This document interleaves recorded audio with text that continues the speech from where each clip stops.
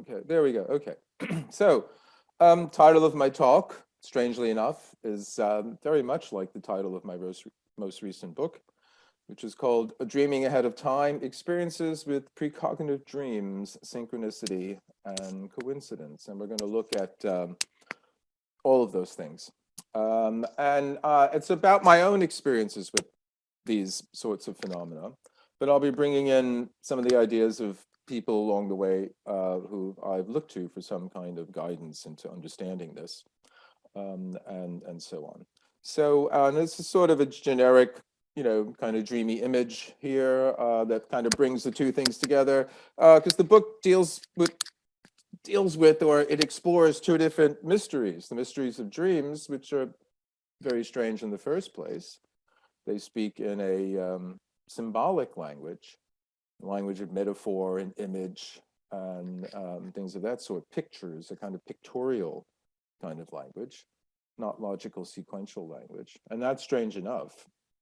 And then time itself. I mean, I could do a whole talk just on that. Time is something that we know exactly what it is.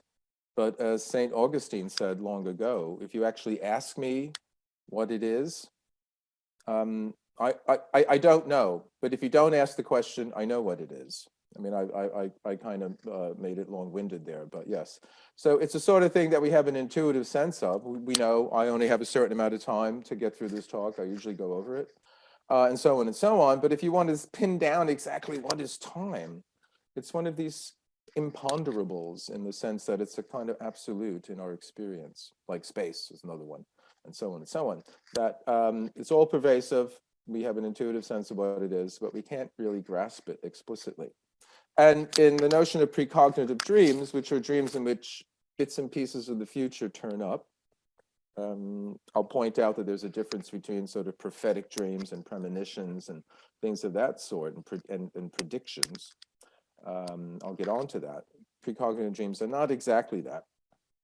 But it's with that phenomena, the two mysteries come together. The mysteries of what's happening when we're dreaming and the mysteries of time. So without further ado, there it is, Dreaming Ahead of Time, on current book that's out, that this talk is based on.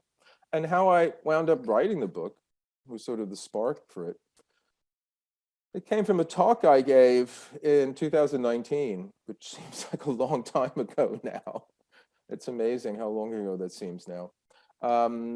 Around this time, as it were, this season, at Brompton Cemetery. And this was part of a series of events that was called On the Borderlands of Sleep. And I gave a talk there about the strange phenomena known as hypnagogia, which may look like a very difficult word, but hypnagogia was a word coined in the 19th century to describe or sort of name that in-between state that we all go through as we fall asleep. Whenever we do, could be during this talk. I've been known to induce it in some of my listeners, and also when you're waking up. So hypnos is a Greek word meaning sleep, and gogia is a guide. So this in-between state is the guide into sleep. And I gave a talk about that because it's the borderlands of sleep. It's a liminal state. And liminal states, liminal places, or usually sort of dimensions or areas where strange things or things out of the ordinary take place. And they certainly do in the hypnagogic state. And hypnagogic state is prone to a number of things. You see images, you can watch dreams take place, you can hear voices, landscapes, geometric shapes, and things of that sort. But it's also prone to paranormal events. I have to say, someone isn't muted. I keep hearing a kind of noise in the background there. So I don't know, maybe check everybody to see if they're all muted or not, if someone can do that.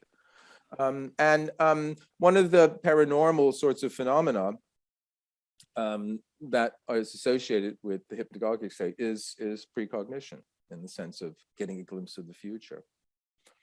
And at the end of this talk, I tagged on a few stories about precognitive dreams, about some of the people I'll be talking about as we move on, and then my own. And as I'll explain, I came to understand that in my dreams, every now and then, actually, I've been recording them for more than 40 years now. And so I wrote the book in 2020 during the first lockdown, so 2 years ago during this time. And I went back to stacks of these old diaries of mine, going back to 1980, in which I've recorded my dreams and pulled out different examples of these precognitive dreams. So it's based on my own experience, and we'll actually get on to an odd sort of thing that came out of that. I said, well, look, if you want to see whether this is true, because it's my belief, and also we'll get on to the person who started me on this, his belief as well, that this happens to all of us. In our dreams, it might not be every dream, or it could be, but we don't necessarily notice it. But certainly, I think it's the case that if you start recording your dreams, you notice that you too dream the future. I wrote an article for 40 Times, came out earlier this year, sort of summarizing the book, and the title was "I Dream the Future, and So Do You." And I said that all you have to do to find out if this is true or not is just start recording your dreams. Just start writing them down. But write them down. Don't necessarily interpret them, but just get the details. It's all in these fine little details that you notice it. In any case, after I gave this talk, the next day, I went on to Twitter, and I saw a tweet from someone who said she had been at the talk. And she had written OMG in capital letters and 3 exclamation points saying, it's true. And she managed to express in a tweet that I went to this talk the other evening, and the guy said, he dreamt the future, and we all do, and that if I recorded my dreams, I would see that this was true, and it is. And what had happened was that she had a dream in which she picked a hedgehog up off the road, off the street, and put it on the pavement where it would be safe. And the first thing she saw in her Twitter feed that morning was a tweet about how to protect the hedgehogs. Okay, so she didn't walk out her door and actually pick up a hedgehog, and but the first thing she saw when she looked on her phone or wherever she looked at it was a post about how to protect the hedgehogs. And this is sort of a classic example of the kinds of precognitive dreams I'm talking about. They tend to be about something in your own specific life. You're not hovering up above some temporal horizon and you can see the future like Nostradamus. It's what's going to happen in your own life. And also it's subject often to what I call symbolic distortion. And I already mentioned that dreams communicate in symbols. They don't speak in sequential logical language. Although oftentimes the future event that you will find in your dream isn't exact, it's one-to-one. It isn't symbolically distorted in the sense that, as I said, she didn't actually walk out the door and pick up a hedgehog, but the first thing she saw when she looked at her Twitter feed, was probably the first thing she saw in the morning, as most people do these days, was a tweet about that. And so because, I saw that, I thought, okay, this is a sign. I should write about these things. I had mentioned that I had had these dreams and other things that we'll get onto in some of my books, but I hadn't, actually sat down and said, okay, what is this all about? let me write about this. And so I put a proposal together and, sent it to my publisher. My publisher said, okay, let's go for it. And that's how the book got started. And before I get into telling my story, I'm not going to talk about scientific evidence for precognition because it's there. If you want it, it's there. It's been there for a long time. In recent times, there's been a lot more of it, and there seems to be a buildup among some scientists and statisticians and parapsychologists and other people doing this, that seem to be, it's getting sort of embarrassingly difficult to avoid recognizing that there is a precognitive effect, empirically observable and statistically quantifiable precognitive effect in human consciousness. And so if you're wondering, is it real? Yes, it is. If you want to get the latest, or at least when I wrote the book, material on it, a good book to look at is a book called Real Magic, a fellow named Dean Radin. I shared with him, again, pre-COVID, back in those days, 2019, in New York, a weekend seminar where we were talking about of these sorts of things. And I said that I was collecting, material for this sort of book and all that. And we talked about these kinds of things. And you know what? Forget about the scientists. We tend to think they're the ones who tell us whether it's real or not. You know who tells us whether it's real or not? Where the money is. There's a precog economy. This is a picture stolen off the net from an article in The Guardian about a variety of different city people, firms in the city that hire precognitive individuals to tap in, however they do it, to the trends that are coming. So it all starts to sound like a Philip K. Dick novel in this way. And I have to say, in one sense, I'm not particularly happy about it becoming something that's, will become, yes, this is something that's real, because then there'll be a utilitarian approach to it and attempt to make practical use out of it. I'm more interested in maintaining the mystery of it. So I'm not trying to explain it. I'm going to tell you about my own experiences in it. So another thing is, most of the precognitive experiences that we hear about are of two kinds. The two Ds. It's the disasters and the Derby. So the ones we hear about are the ones in which it's a premonition. Somebody knows in advance that something's going to happen, some disastrous sort of thing, either to themselves personally, mostly more times than not to somebody else, or collectively. And one of the most well-documented, sadly, tragic events of this sort was the Aberfan disaster in 1966 in Wales, when a coal slip came down the hillside and engulfed the town pretty much. And someone investigating the case, someone, I think it was in the Evening Standard, they somehow got the Evening Standard to put in a questionnaire asking people, had anyone had dreams in advance of this? And it turned out that quite a few did. I forget the statistics, but there were enough to make it seem like, oh, yes, this is something that actually is quite strange. And most tragically, one account was of one of the school children who were killed, because there was a school that was engulfed. It was a 10-year-old girl who told her mother, I guess that morning when she was going off to school, that she had this dream about something black coming down the hillside and covering the whole school.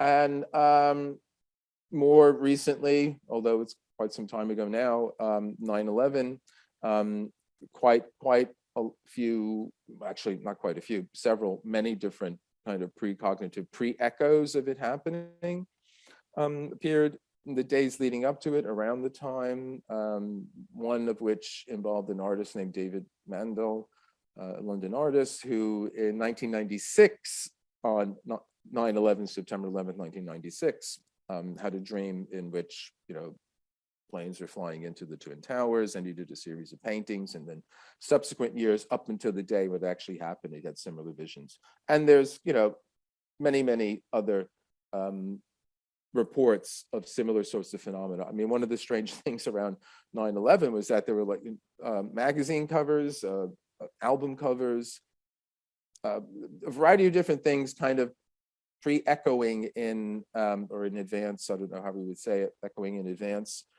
in popular culture. And again, this is something that I've discovered and other people research. And this, one of the ways what happens is that people having these events tend to see what they're going to see already on, like, on television or in the news or on newspapers. And the other D is the Derby.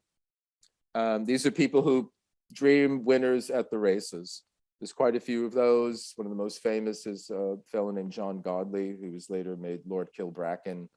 And I think it was in the 50s, late 40s or 50s. He dreamt a series of winners at the races. He himself wasn't a punter.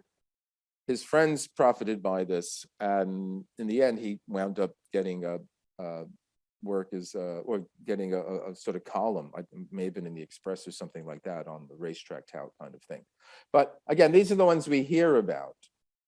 The ones we don't hear about are the majority of precognitive dreams, which tend to be about, I say trivial, but I don't mean that in a derogatory sense, mundane, everyday sorts of things. They don't tend to be about these big kinds of things. So the majority are, I said, the most ones we know about are these sort. My experience, I've never had anything like this. I've never dreamt a disaster, and I've never woken up feeling that I know I've dreamt the future. That's the premonition, that's the prophecy, that's the prediction. The precognitive dreams I've had, and I'm going to be talking about, are ones in which I don't know. The dreamer doesn't know that you've had a future event in your dream until you come across it later on. So that day, the next day, could be a few years later, that's when you run into it. Okay, so 1 second, please.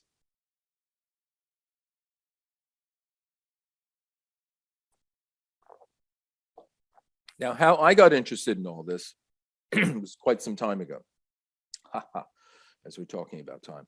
And it was in 1980, actually, and I was living in New York, and I read this book.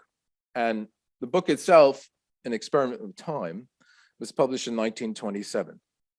And the fellow, J.W. Dunne, who wrote it, was not an occultist, was not a spiritualist, was not interested in mysticism and all that sort of stuff. At least that's what he said initially. Later on, in a posthumously published sort of autobiography of his, it came out that he had interest in all these sorts of things. But at the time, again, when the book came out, he basically said, by chance, by accident, he discovered that he dreamt the future. And I'll just tell the story very quickly. How that happened was that he had a dream that he was arguing with someone about what time it was. Okay, that's apt enough, one might say, for someone who's going to develop a whole, philosophy of time, which he did. And in the dream, Dunne said it was 4:30. And the other person in the dream said, no, it wasn't. I couldn't find a picture, of a clock saying 4:30, but let's pretend that one says it does. And they argued back and forth. And then finally, Dunne, in his dream, said, look, here, I pulled out his pocket watch and he showed the fellow, and it was 4:30. And then he woke up in real time. So he's lying in bed and he said, that's an odd dream. I actually wonder what time it is. So he bothered to get up, and this was quite some time ago. This was more than a century ago that he had the experience that led to the book. And so it's an old, pocket watch sort of thing. And he goes in his trousers, takes out his pocket watch, and the pocket watch says 4:30, and had stopped. And he thought, how strange. I must have noticed that my watch had stopped at 4:30 that afternoon. I forgot to wind it, and very efficient individual I am. I'm an aeronautic engineer. I should have wound it, but I didn't, and that nagged me, and that's why I had this dream. So he tries to explain the dream to himself in this kind of causal, very rational sort of way. And he says, okay, I'm going to wind the watch now, and I'll have, no doubt, I will have to set it to the right time later on when I wake up. So he does that. He wakes up later, lo and behold, takes the watch out and discovers it's at the right time. So in the dream was 4:30. He woke up, it actually was 4:30. His clock had stopped at 4:30. He wound it, and then when he woke up later, he realized that all that was true. So somehow in his dreaming state, he had dreamt what was actually happening, and slightly in advance of what was going to happen to him. And this led to a series of other things. And in the book, he tells, a series of different stories. One of the most spectacular in terms of disasters is he dreams of reading the newspaper account about the eruption of Mount Pelée on the island of Martinique, which actually happened on May 8th, 1902, I think. And May 8th, as all good theosophists know, is what? White Lotus Day? Isn't that Blavatsky's death day? Yes, it is. Any case, that's just tangential. But so he first thinks that this is some strange thing that only happens to him, but that he comes to understand that other people have the same sort of experience. And he develops a somewhat cumbersome philosophy that he calls serialism, which involves different levels of time. There's time one, which we are all in now, which is everyday time. You have your nose to the grindstone, the present's in front of you, the past is back there. But in our dream state, when we're asleep in the unconscious, we hover above that kind of linear, and we can see not only the past, but the future. That's time two. And then there's another time, time three, and then it keeps going on. And then eventually, in order to stop the metaphysical horror of what's known as infinite regress, and if you take two mirrors and put them looking at each other, as it were, you will know what that means, because there's an infinite number of reflections in the mirrors. They get smaller and smaller, but they never stop. This is actually, there's a sort of philosophical term called metaphysical horror of infinite regress, and that's what Dunne's philosophy winds up with. But this is how he tries to explain how we have these experiences, in any case. So what had happened is I read that book and I started recording my dreams. But my own experiment, I said with time, conducted over 40 years, it began in 1980. That's a long time. Actually, it's 42 years now. And even earlier than reading that book and starting this journey that I'll get onto, I had already been very interested in dreams and a variety of different, what we would call paranormal sorts of things, because I'd started reading about all this sort of stuff that I now write about back in 1975 when I was a musician and I was playing in a band that subsequently became well known. And at one point when I was on tour, it became clear that my girlfriend at the time and myself, we were having shared dreams. We both were dreaming the same sort of thing, or when we wanted to call each other, which was a bit more difficult then than today, because there were not mobile phones or anything like that. You had to, be at a phone booth or at the hotel or wherever you were back then. We both knew when we wanted to call each other. So out of having that experience, I wrote a song called "I'm Always Touched by Your Presence, Dear," which was a big hit longer ago than I care to admit. I don't know, you might remember it, maybe you don't. But that, I was already in this milieu of reading this sort of stuff. And so when I read Dunne's book, I said, okay, I'm just going to follow what he said. I'm going to start recording my dreams. And sure enough, very soon into doing it, I had a precognitive dream. And it involved playing a red guitar. I didn't own one. I didn't know anyone who had one. But one day, I was living in New York at the time, walking around the East Village with a friend, bumped into somebody else, and we wound up at the flat of someone I didn't know. And I was sitting there, he handed me a guitar, and he said, "Here, check this out." And I started strumming it. I realized, oh, this is the red guitar from my dream. Okay, and the next one was a bit more exciting. Yes, I looked quite a bit different back then, but that isn't me, either of them in the photo. But I dreamt of being in an intimate situation with the woman at the time that I knew slightly, but I would have liked to have been more intimate with, but hadn't been. And then again, through a series of chance events, that's exactly what happened. I chalked the dream up to Freudian wish fulfillment, but actually it became true. And I thought, this really happens. So I just proved to myself that Dunne was right. It didn't necessarily mean I accepted his philosophy of serialism. But empirically, phenomenologically, this is what my experience was. And so at that point, I started writing my dreams down, and I've continued to do that for the next 40 years. And in the book, there's many, many different accounts. I mean, there's so many. They're just, you know, it's an embarrassment of riches, as it were. But there are a few that I would say strike me as the most remarkable, to say the least. And one of the ones that I have to say that is the clincher for me. The story that I'm trying to tell is there's two scenes and the plot from the 1994 film, The Shadow, starring Alec Baldwin. In 1990, 4 years in advance, I dreamt this. I dreamt two scenes from the film and the plot. The scenes are The Shadow, if you know the pulp character from the 30s, he's able to make himself like a shadow, two-dimensional, and he can move along a wall or something like that.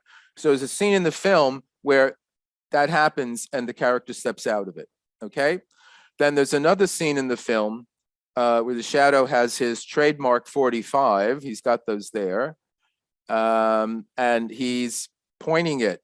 And all you see on the screen is the gun. And then there's like a hall of mirrors effect behind it, kind of a multifaceted crystal effect behind it, where the gun is reflected.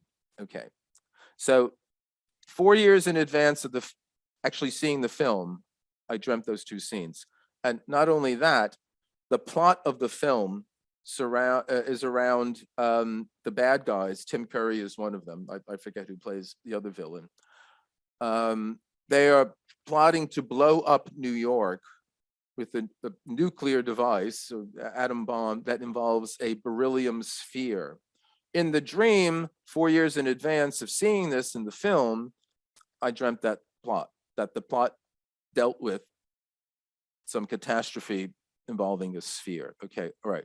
So another film in advance that I dreamt, and as I said, what happens in these dreams is that you're not hovering over some abstract future. It's your own future. It's what you are going to, what's going to happen to you tomorrow, 2 days later, next week. If you think your own life is a film, right? So what happens is that some of the scenes that's supposed to happen tomorrow or next week or 3 years from now jump the queue, and they happen in your dream that night. Okay, so in this case, I actually went to see the film in 1994 when it came out with my my wife at the time. I've come to call her affectionately my future ex-wife.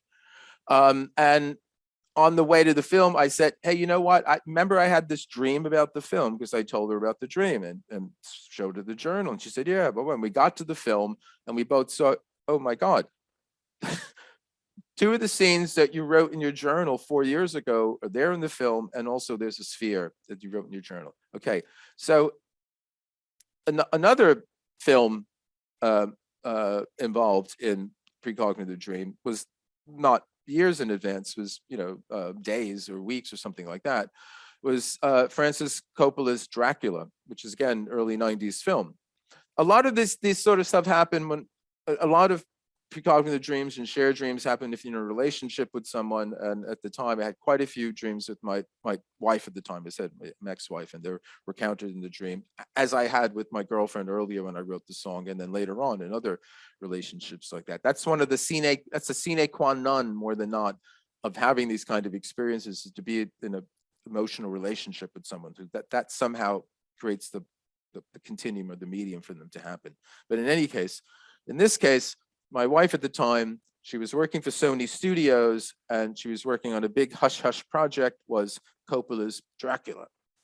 And she wasn't supposed to talk about it. She didn't talk about it. We were invited to a special screening before the film was released. And before we went to the screening, like the night before or 2 weeks before, or not 2 weeks, but like earlier in the week before, I had a dream in which there's like, flame and smoke and a burning sky, and there's like crucified figures, and there's like wolves crucified upside down, and there's, horrible kind of carnage, and and all this kind of murder, and all this sort of stuff. And I sat in the screening room, wherever we were in Culver City or Hollywood, wherever it was, and we saw it. And that was exactly what the opening of the film is. And if you've seen the film, you'll know this. Okay. So I dreamt the opening of that scene in advance. And then a less gruesome example of this was, again, when I was living in Los Angeles, and I was working at a very well-known bookshop there called the Bodhi Tree Bookstore.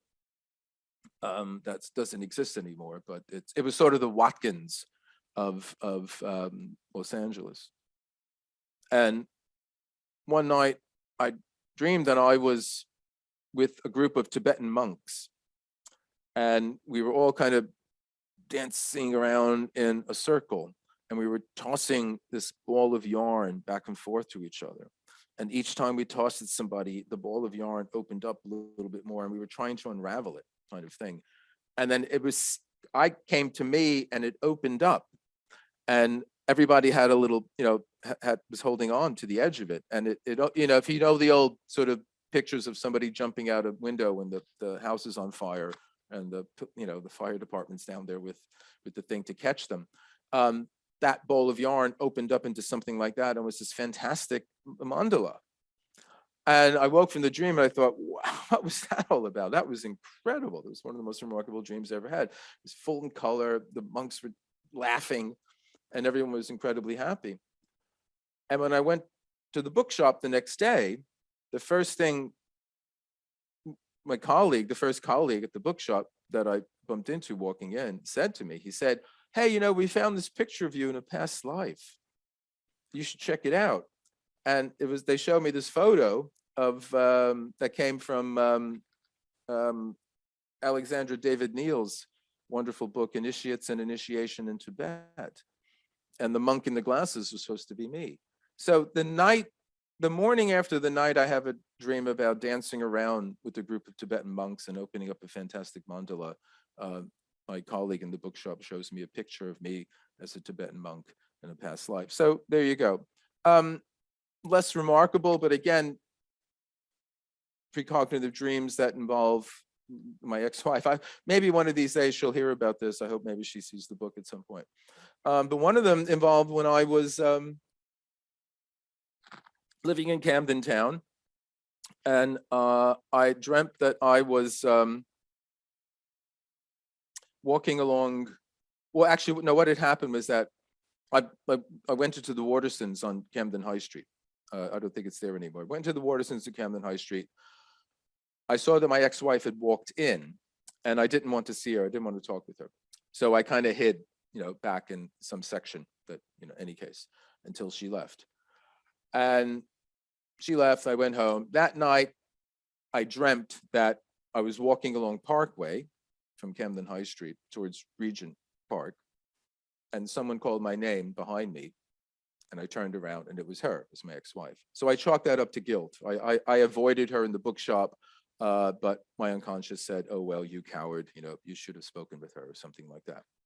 But oddly enough, that evening, I was walking along Parkway. I did hear somebody call my name behind me, and it turned out to be my ex-wife. She was on her way. We were both on our way to the same lecture. We were going to a lecture at the Temenos Academy, which were being held at the time at a place along there. And so there you go. Okay, talking about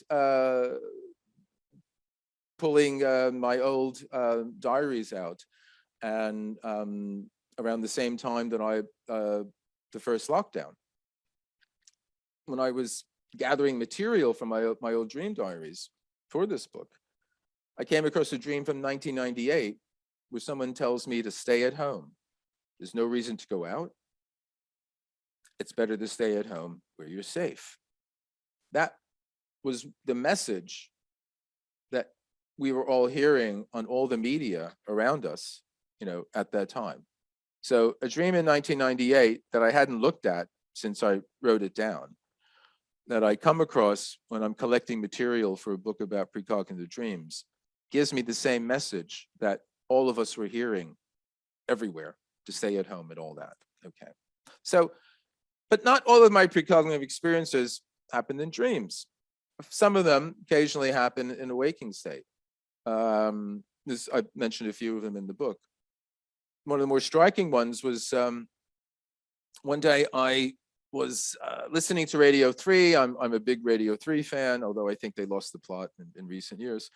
But while I was listening to Radio 3, I had a sudden urge, for some reason, to hear Beethoven's Pastoral Symphony, this Sixth Symphony. But before I got up to get the CD to play it, I thought, I'll wait and see, what they play next on Radio 3. And as soon as I thought that, what did they start playing? Beethoven's Pastoral Symphony. So these are just some examples that I've collected over the years. There's many, many more in the book. Now, associated with all this is a similar phenomena, synchronicity, which is basically meaningful coincidences. I mean, it's a handy term. Jung coined it to give meaningful coincidence a kind of scientific, character respectability, but that's fundamentally what it means. And it's oddly enough, there's a strange thing, where yes, there are some precognitive dreams that actually had, some, how should we say it, practical use, or they had some kind of message to me in terms of my, psychological development. Okay, you shouldn't avoid your ex-wife. You should go, talk with her and whatever you need to say and all that kind of thing. But there is this sort of character to them where more times than not, they tend, if they weren't precognitive, they wouldn't strike you as particularly remarkable. They tend to be about everyday sorts of things. Now, the odd thing about synchronicities is that the only reason we notice them is that they are meaningful.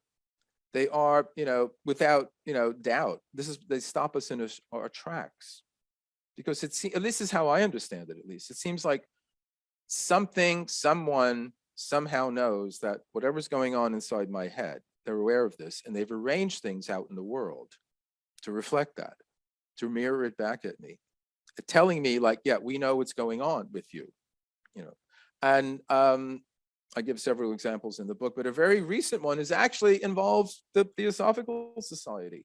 One of the last live appearances I gave before COVID was a talk at the Theosophical Society down, in your actual, physical space down there. And you might remember, Damon might remember this. I was giving a talk about Colin Wilson, the British writer, whose most famous book is The Outsider. And on my way to give the talk, I thought, oh, there's something I need. And I was walking past the local market. So I thought, okay, I'll pop in quickly and get what I need on my way. So I did. And as I was in the queue to, pay for whatever I needed, I looked over at the magazine rack. And what did I see? I saw a copy of Vogue, right? But the only thing I could see on the copy of Vogue was the title of an article called The Outsider. I had no time then to actually, what is that? What, my God, what could that be about? Couldn't possibly be about Colin Wilson. What could that be about? And so, but I had to go. So I took the photo of it on my phone, I tweeted it, and then I mentioned it at the talk at the Theosophical Society. Later that on the way home, there was something else I needed at the market. So I popped in and I thought, you know what, I'm gonna go look at that copy of Vogue and see what that article was about, because it couldn't possibly be about Wilson. But when I went to the magazine rack, it wasn't there. They had changed the magazines. It was the new issue. So I would only have seen this issue of Vogue, which has the title The Outsider on its cover.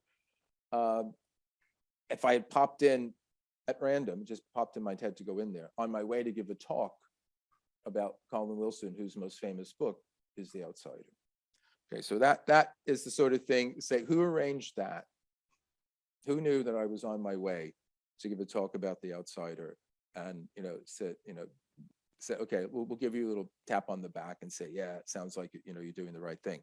Now, another one, again, this was one of the first live appearances, not a Zoom talk, that I did, since whichever lockdown it was. I think this was back Halloween last year. Yeah, it was around Halloween, so October 2021. And once again, I was giving a talk at a cemetery, strangely enough.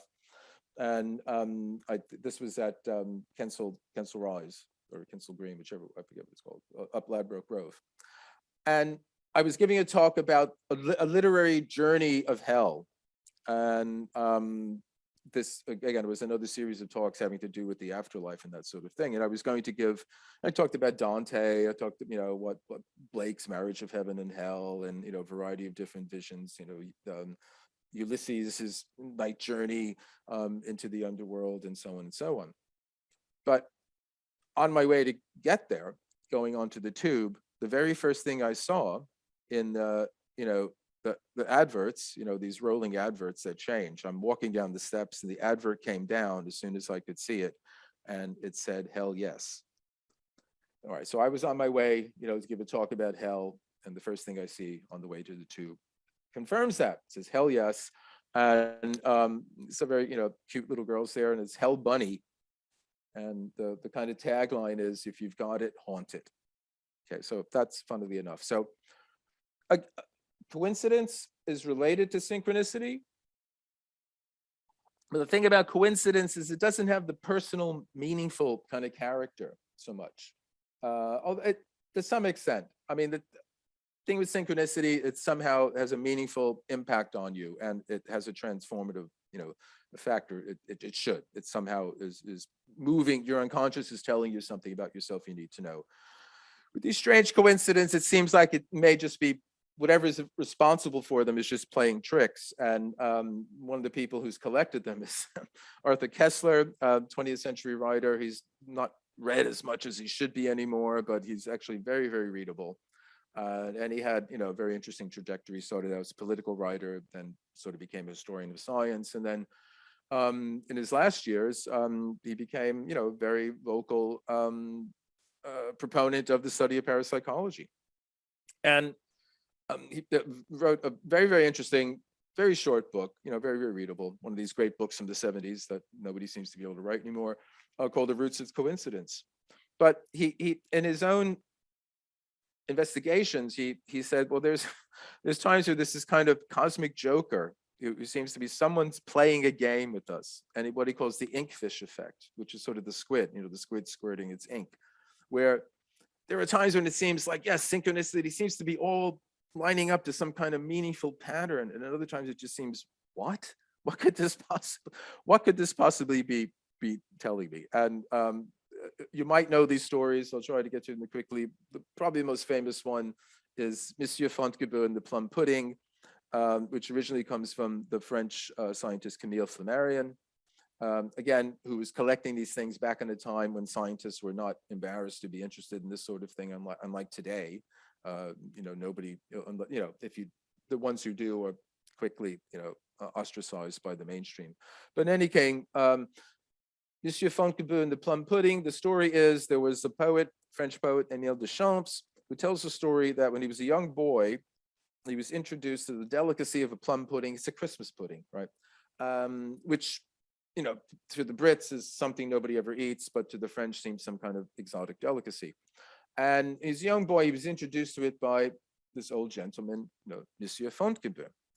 And it was very, very delicious. He loved it and all that. And then one day, later on in life, he's grown up. He's walking in Paris, passes a cafe, sees in the window a dish, and they're offering plum pudding. He says, oh, I've not had that wonderful delicacy since that time years ago when old Mr. Fontgibu introduced it to me. Okay, so he goes into the cafe, orders the plum pudding, and the waiter says, je suis désolé, I'm sorry, we cannot give you that. The last slice was already ordered. I will ask the gentleman if he might share it with you. Who ordered the last slice of the plum pudding? Monsieur Fontgibu. So 2 times in a row, so for Émile Deschamps, is encounter with plum pudding and Monsieur Fontgibu. One more time, some years later, Émile Deschamps is at a dinner party in a, a flat, a big flat in a, big sort of apartment building in Paris at the time. And at dinner, they're going to serve plum pudding as the dessert or the pudding. And he's telling the story, the other two times I've had this wonderful, strange delicacy, there's this old gentleman, Monsieur Fontcabou, who's always been around. Would it not be strange if right now, as I'm about to have it, he too would turn up? And as he's about to taste the thing, there's a knock at the door. And they open the door, and who is it? It's Monsieur Fontcabou. He was invited to a dinner party in the same building, but at a different flat. And he went to the wrong address. So again, what deep meaning we can get from that, but it does seem some incredible cosmic joke. Another one involves William Morris, the arts and crafts, writer and thinker from late 19th, early 20th century. He tells a story that he was going on an expedition to Greenland or Iceland, I forget exactly where. And as one did back in the day, you got everything you needed from Fortnum and Mason. And he had all their provisions for the trip, everything packed away in these crates and all this kind of thing, and they're ready to go. And just before they're going, Fortnum and Mason gets in touch with them and says, oh, we made a horrible mistake. We've put somebody else's order in with your crates. And Morris says, well, if you want to come and unpack them and pack them up again, you're happy to do that, but we're not going to do that. Nobody ever comes, Fortnum and Mason, and so they go on the expedition. So the stuff that somebody else's order is still in the crates. So along the way, on the journey, they all start thinking, gee, we all wonder what that is. What could be the stuff that, somebody else's order that's in our crate? And they suggest different sorts of things. And what Morris suggests is something called fragrant floraline, which was a kind of tooth powder back then. And he said, yes, there's fragrant floraline in it, and it's going to be wrapped in flowers, something along those lines. So they come to the time when they're, got to where they're going, and they're unpacking the crates, and they can finally see what the mysterious stuff is. And what does it turn out to be? Fragrant floraline. It turns out to be that, and it's actually wrapped in wrapping paper that has all little flowers on it. Again, remarkable coincidence, but I mean, how could it possibly be that that's exactly what Morris said? It could have been anything. It could have been a salami. Who knows what it could have been? It could have been anything. He zeroed in on exactly what it was. And the more helpful sorts of coincidence come in a phenomena that Kessler christened the library angel. And many writers and researchers have come across her. She's a very, very helpful spirit who somehow manages to put exactly what you're looking for into your hands just when you need it. And Kessler tells the story of the writer Rebecca West, who was at the London Library, and she was researching the Nuremberg trials. And she discovered that the trials were collated in this ridiculous way in which there's no way you could find anything. There's no sort of index that made any sense where you could find anything. And she spent fruitless hours looking for a particular case. There was a particular, trial transcript from the trial she was looking for. And there was no way she could locate it.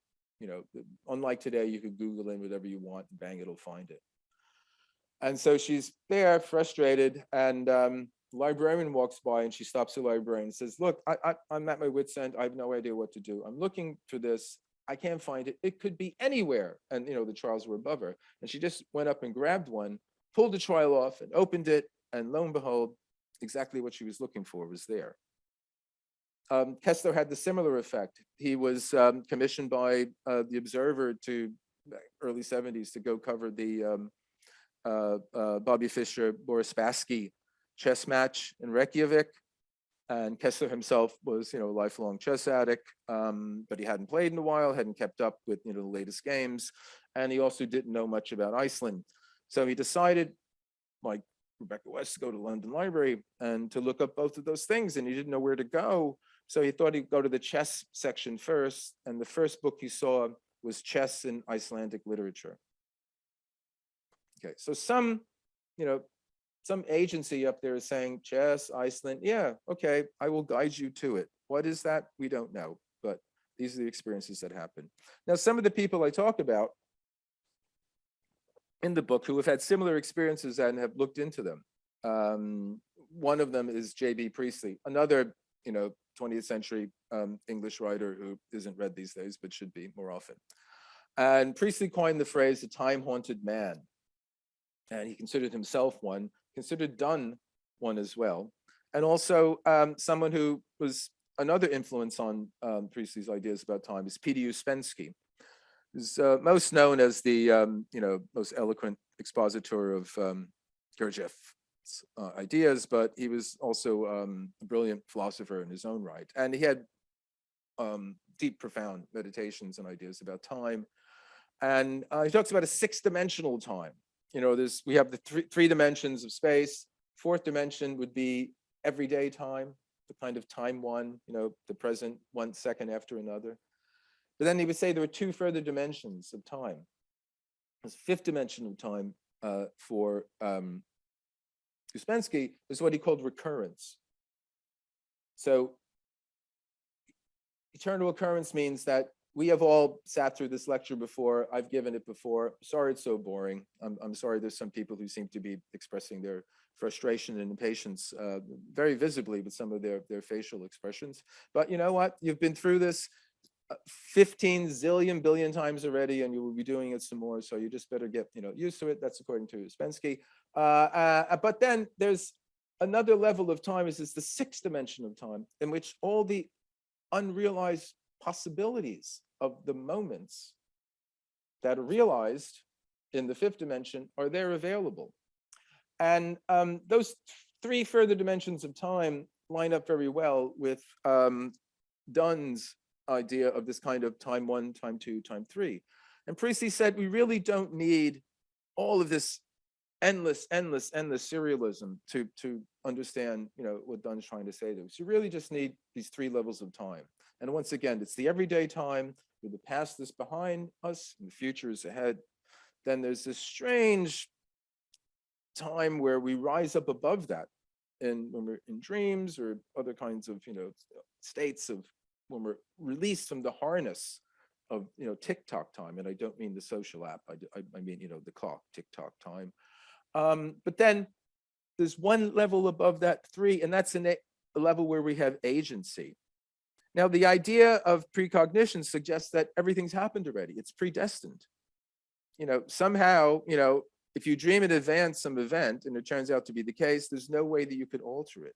But that doesn't seem to be actually the case, because Priestley, in this wonderful book called Man in Time, and another later work of his called Over the Long High Wall, he tells the story of a woman who had a dream that she was camping, and she had her infant child with her while she was camping, and she had to wash some things. So she went down to the stream with the child, but she forgot the soap. So she thought, okay, I'll just put the baby here. He's fine, whatever. I'll just run back really quickly and get the soap. She does that in the dream, comes back, but sadly the child had rolled over and fallen into the stream and drowned. Okay, so sometime later, she is camping. She does have her infant child with her. She does have to wash some things. She's on her way to the stream, and she thought, she's at the stream, and she forgets the soap again. But then she remembers the dream, though. So instead of leaving the baby there, which she had in the dream, she took the baby with her, went and got the soap, and everything was fine.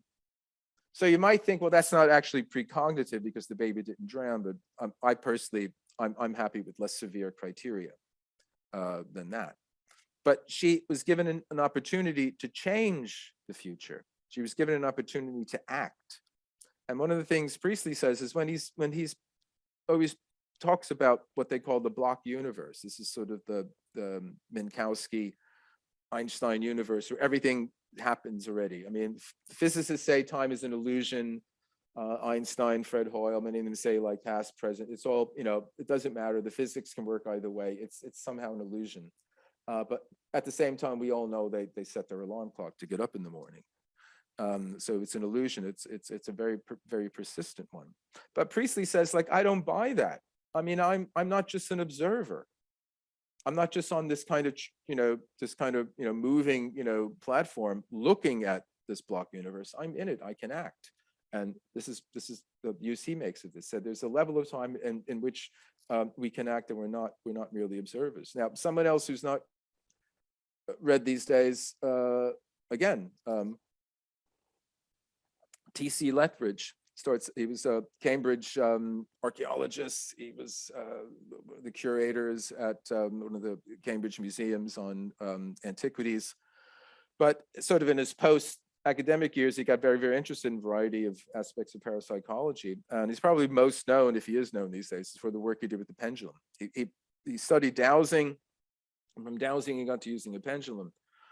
And long story short, he discovered that not only can you dowse for water or other substances, you can actually dowse or use the pendulum for abstract ideas like time, freedom, death, and all this sort of thing. And I can't go into the details of it now, but the way he sort of pictured it was that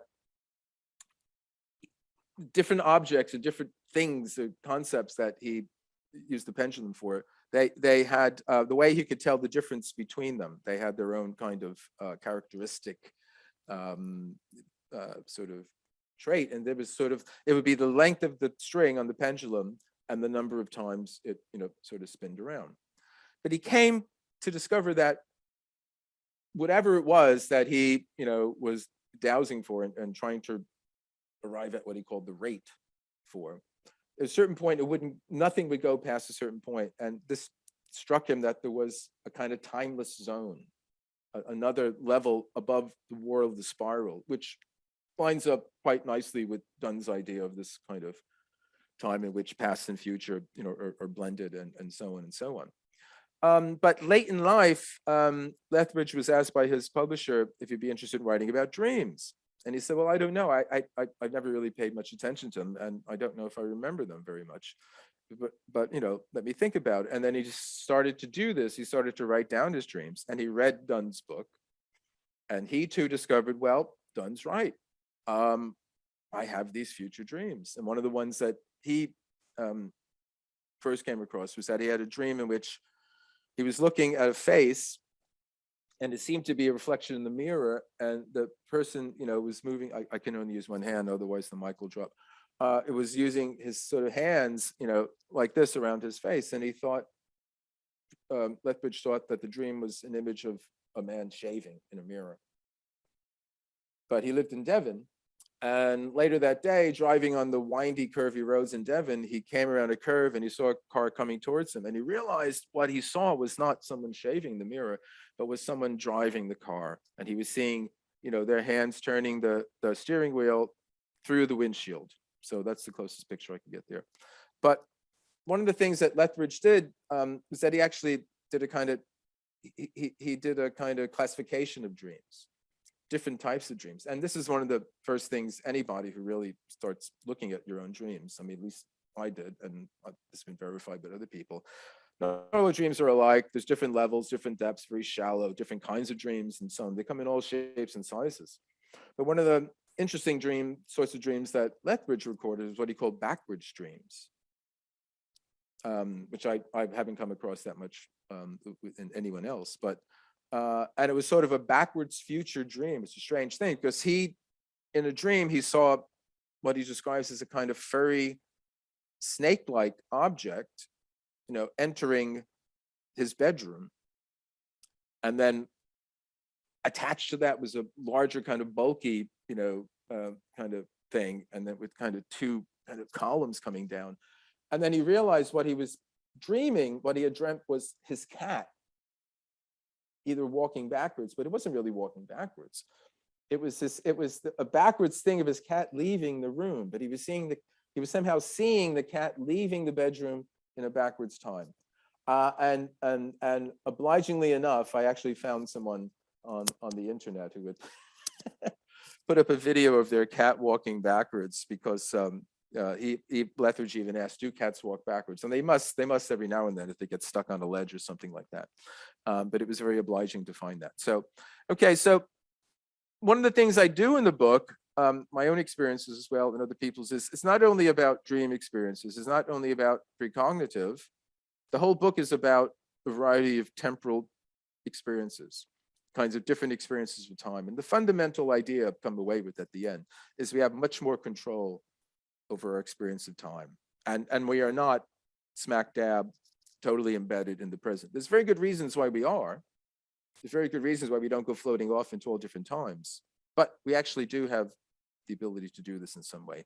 Not time travel in the literal kind of H.G. Wells sense, or the kind of sense that's all over Netflix. You know, there's so many of these programs now that have to do with time travel and time loops and, you know, all this kind of thing.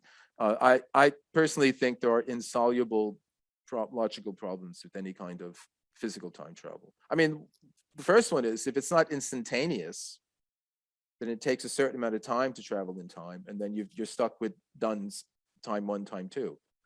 Okay, it takes 15 minutes to go back 5,000 years in time.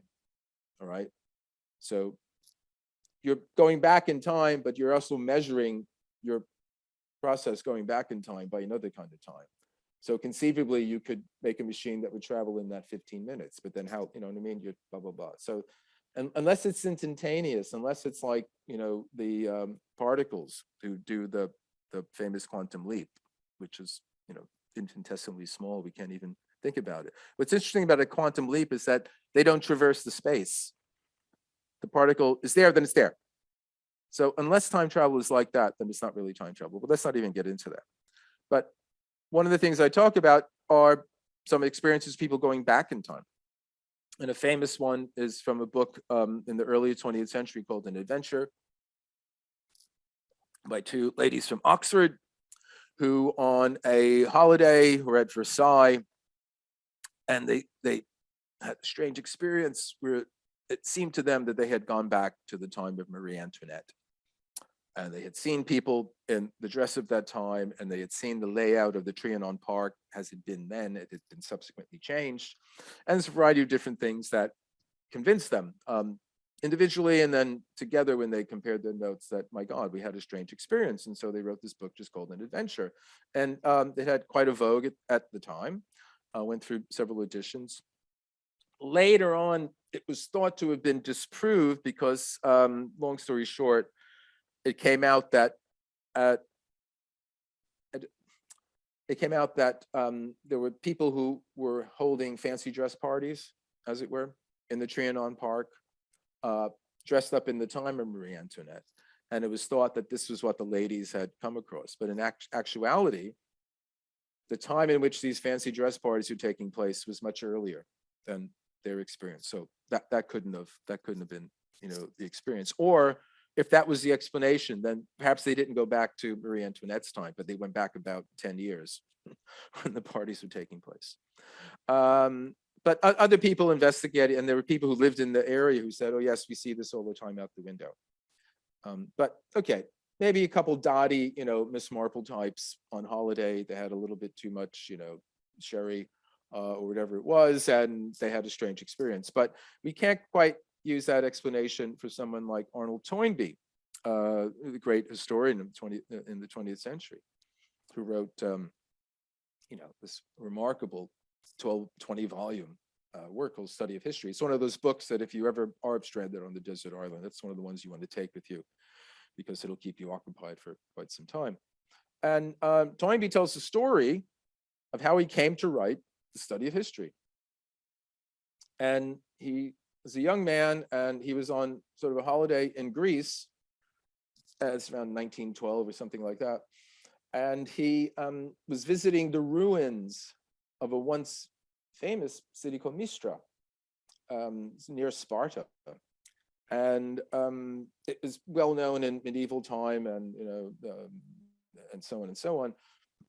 And what had happened in 1821, about 100 years earlier, it was overrun by Highland warriors and who decimated the place and destroyed the city and all this kind of thing. And it had just been left in ruins since then. And Toynbee knew that. He knew the history. He knew what had happened there. And he was sitting there and he was looking out at the plain and all that. And he said he was even munching a chocolate bar. And then suddenly what had happened, it was as if he had been sent back to that massacre when it took place. He said that it wasn't only that he knew, but he really knew, and he sort of saw it happening around him, as if it was a waking dream in some way. But somehow his knowledge of it combined with the imaginative experience of being at the place, and it became real. The knowledge that this is like, we think of imagination as make believe. No, imagination is about make real. Just in order to understand that, meditate on what the word realize means. You realize something, you make it real, and you use your imagination to do that. I realized what that really meant when he said whatever it might be, sort of thing. And another similar experience, Toynbee had different experiences like this. He was sent back to Rome during the Civil Wars. He was sent to Constantinople when the Crusaders, the Catholic Crusaders, sacked, the capital of the Eastern Empire. He was sent to South America when the first Spaniards had arrived. But he tells one story of how he was walking near Victoria Station, and suddenly all of history opened up before him, like a parade, a procession, and he was lifted up above the entire stream of history. And again, Toynbee was a sober historian. He was not an occultist. He was not a spiritualist. Was not anyone given to that sort of thing. So it's difficult to dismiss these kinds of things. And how I got interested in all the sort of stuff I write about and all this kind of fascination with time was through reading accounts of Toynbee's in this book, The Occult, written by Colin Wilson. Came out in 1971. I first read it in 1975 when, back in the day I talked about earlier, when I was playing music and I was first reading about all this stuff and having these experiences and writing them down. And Wilson talks about something he calls Faculty X, and he calls it Faculty X just simply because we don't have a name for it. But it's what he calls the ability to grasp the reality of other times and places. The reality of them, not just factual it happened. Toynbee knew that massacre took place. He could give you all the facts and details about it. But when he was there and it happened around him, he really knew it. And you don't have to be that. It happens, we all have this experience in our lives. It's kind of like an experience of gnosis, I would say, which is usually associated purely with sort of spiritual experiences. But I consider gnosis an experience of when you really know something. You don't know it only factually, you know it sort of, in a kind of HD, VR, 3D, full-on kind of way. And another example of this that Wilson gives is the beginning of Marcel Proust's novel, Remembrance of Things Past, which itself has to deal with time. And if you know the novel at the very beginning, it's Proust talking, but it's his alter ego in the novel. And he tastes a Madeleine, which is this nice little little biscuit kind of cake, and it's dipped in a herbal tea, the tisane, and he tastes it, and he says, "Oh my God, this has reminded me of something." And he can't quite remember what it is, but it's not just, it's like a sudden, we all have this experience, a smell, a tune, something suddenly reminds us of something in our past, but we can't put our finger on it, as it were. And he managed to do it, and he remembers, oh yes, when I was a young boy, I went on holiday to Cambrai, and my grandmother or my aunt, I forget which at the time, she used to give me a little taste of her tisane, had a bit of that cake, dipped it in the spoon. So he knew he did that. If someone asked him, oh, when you were a young boy, where did you go on holiday? Oh yes, I went, there. He knew that. But the taste of the Madeleine in the tea brought back the reality of it. Now, I can't emphasize it more. We don't have a language to talk about these things. I mean, imagine when I say reality, I'm using italics. When I say he knew, then he really knew. So imagine the really knew is in italics. The great humanist scholar George Steiner, who died a few years ago, he said, our dictionaries lag behind our needs. We have experiences and insights that we don't have a language for. So this is one of the things that's, I find the most difficult to communicate, because we've all had these experiences, but we don't quite have the language. And this is related in another way to something more straightforward, paranormal, is the what's known as psychometry. This is the ability some people have, if they handle an object, they can know its history in some way without being told about it. They can somehow get a picture, an image, and all that kind of thing. And fundamentally, this leads Wilson to the notion that we live in an information universe. I mean, you can even link this to Blavatsky's idea of the Akashic record, which goes, back before her. She was plugging into something that went on earlier than that, Anima Mundi, and the sympathy of all things. Somehow, everything's interconnected, and in different ways, we can tap into it and experience this. And just to kind of close it, I'll give you some experiences of my own. I mentioned the book. Many, many years ago, again, close to 40 years ago now, I was on holiday before I lived here in the UK, before I lived in London. I was on holiday in Cornwall. This is part of what I call a mini search for the miraculous, which had me on the continent. I went to Chartres and Notre Dame, but then I also went to Fontainebleau and found the site of Gurdjieff's Institute for the Harmonious Development of Man, and different places like Glastonbury and Avebury and so on and so on. But at one point, I made a pilgrimage down to Cornwall to visit Colin Wilson, who lived there in a little place called Goran Haven. And while I was down in Penzance, I walked along the coastal path. And at one point, there was a heat wave then. And I found myself by the water. There was a pool. The water was crystal clear, all these beautiful pebbles there. And I sat there. And to this day, I don't know how long I sat there for, because I somehow slipped into this state of contemplation, what the philosopher Henri Bergson called duration, which is not tick-tock time. It isn't quantified time. It's an inner kind of experience of time. And I said, I don't know how long I was there for. I was outside time, and I wasn't thinking of anything, doing anything. I was merely looking at these beautiful rocks underneath the water and the light, creating, a display on top of that. And some years later, another similar experience when I lived in California, and I took a holiday and went up to the sequoias, which, as you know, are these remarkable, incredibly beautiful, ancient, gigantic trees. And I wanted to get away from the city, but I found that I had brought the city with me, and I'd rented a cabin. And for the first 3 days, I could not relax. I was looking for everything that I left behind in my flat in Hollywood, in the cabin. It wasn't there, obviously. And I was nervous, and I couldn't just relax. And on the 4th day, I could. And then I went walking. I walked already, but I was walking out in the forest, and suddenly I was there in the same way that I was there with the pebbles. And it's interesting because one of the people I talk about in the book is a fellow named Edward Hall, and he did a book called The Dance of Time. And he talks about his experiences with the Hopi Indians and how they have a very, very different sense of time than we Westerners do.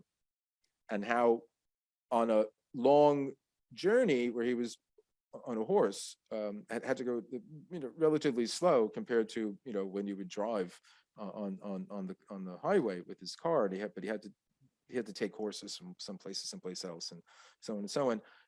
Again, it took him several days to relax to this new pace, this different pace. But it can be done. We can relax into this other kind of sense of time, or we can be suddenly hit by something. And this was something that happened to me. This is a faculty X experiences of mine that happened, again, some years ago.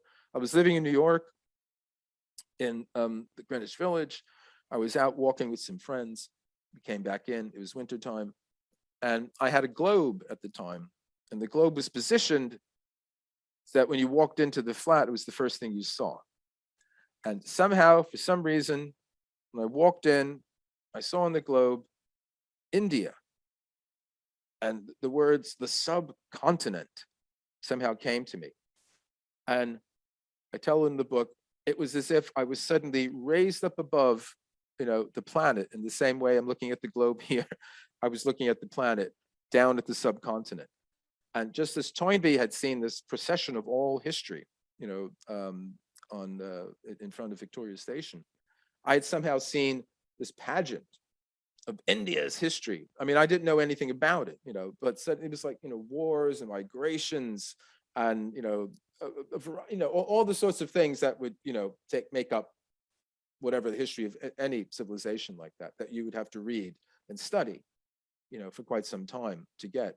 It all seemed to just be displayed in front of me for seconds. And I stood there completely like stunned by it. And then that was it. So at that point, it looks like we're out of time. Perhaps not.